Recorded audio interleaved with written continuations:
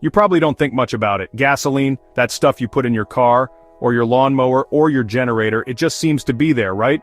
Ready at the pump whenever you need it. But let me tell you, it's a journey. A long, dirty, and fascinating one. This liquid gold doesn't just appear, it powers our lives in so many ways. Think about getting to work, or a trip to the grocery store, emergency vehicles rushing to help, all of them most likely guzzling gasoline. It's the invisible engine of our modern world. It keeps things moving day in and day out. Without it, things would grind to a halt. Fast. So buckle up, it's going to be quite a ride. Let's dive into the journey of gasoline. The whole shebang starts with crude oil. They call it black gold for a reason. It's valuable, it's hidden, deep beneath the surface of our planet. Sometimes it's under miles of solid rock. Other times it's way out under the ocean floor. Finding it is one thing. Getting it out? That's a whole other ballgame, folks. Imagine giant drills, powerful machines, boring down into the Earth's crust. These aren't your household power tools. These are colossal structures, manned by tough crews. They work in harsh conditions day and night, searching for those precious pockets of oil. It's a risky business. So we've got this gloopy crude oil. Now what? We send it to a refinery. Think of a refinery as a giant kitchen, a very hot, very complicated kitchen. Here, the crude oil gets cooked. Seriously, the main process is called fractional distillation. It sounds fancy, but it's basically about boiling points. Different liquids boil at different temperatures. They pump the crude oil into a huge tower, a distillation column they call it. It can be massive, hundreds of feet tall, full of trays and pipes. They heat the crude oil at the bottom, really hot enough to turn most of it into vapor, into gas. This hot vapor starts to rise up the tower, and as it rises, it begins to cool down. This is where the separation magic happens. The heavier molecules condense back into liquid pretty quickly, so they settle out on trays lower down in the tower. The lighter molecules keep on rising. Near the top, where it's coolest, is where gasoline condenses. Section 4, breaking and shaking, making more and better gasoline. Now that distillation process? It's good, it gives us some gasoline, but not enough. The world wants a lot of gasoline, more than you get from just boiling crude, and the quality might not be quite right either, so refineries have some clever tricks up their sleeves. Two big ones are called cracking and reforming. Sounds a bit violent, doesn't it? Cracking is exactly what it sounds like. They take those big, heavy hydrocarbon molecules, the ones that didn't become gasoline in the tower, and they break them, crack them into smaller pieces. Smaller, lighter molecules that are, you guessed it, gasoline. There are different ways to do this. Thermal cracking uses high heat and pressure. Catalytic cracking uses something called a catalyst. A catalyst is like a chemical helper. It speeds up the cracking reaction without getting used up itself. Pretty neat.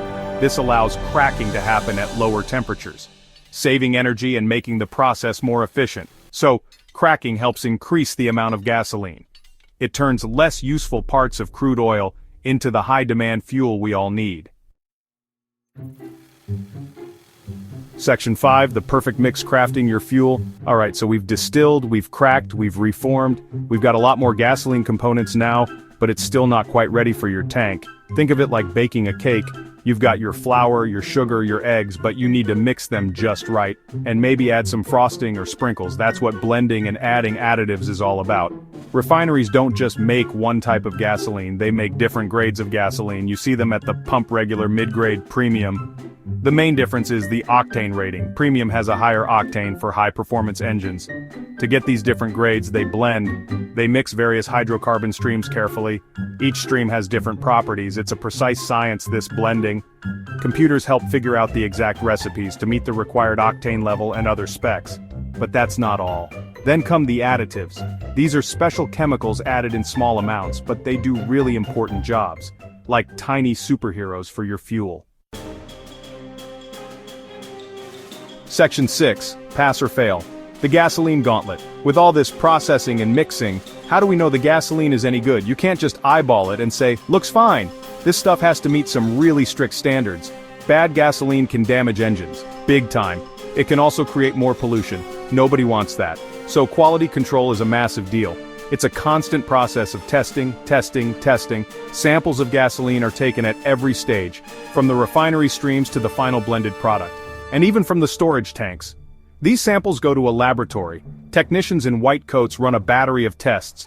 It's like a gauntlet the gasoline has to pass through. If it fails even one test, it doesn't make the cut. It gets reprocessed or reblended until it's right. What kind of tests are we talking about? Octane rating, of course, that's a critical one. Volatility is another, that's how easily it evaporates. Too much, and you get vapor lock in summer. Too little, and your car won't start in winter. They test for sulfur content. Sulfur is bad for emissions. Section 7, from refinery to road, the final stretch, and a fuel for thought. Okay, the gasoline has passed its tests. It's clean, it's blended, it's up to spec. Now it needs to get from the refinery to you. This is a huge logistics operation.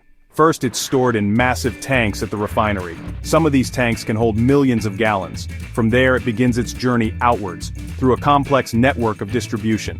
Pipelines are a major way to move gasoline. Thousands of miles of pipelines crisscross the country, pumping fuel silently, efficiently, underground. Tanker ships carry it across oceans. Rail cars and tanker trucks also play a big role, especially for getting it to regional storage terminals. These terminals are like way stations for fuel. More storage tanks, more checks before the final leg.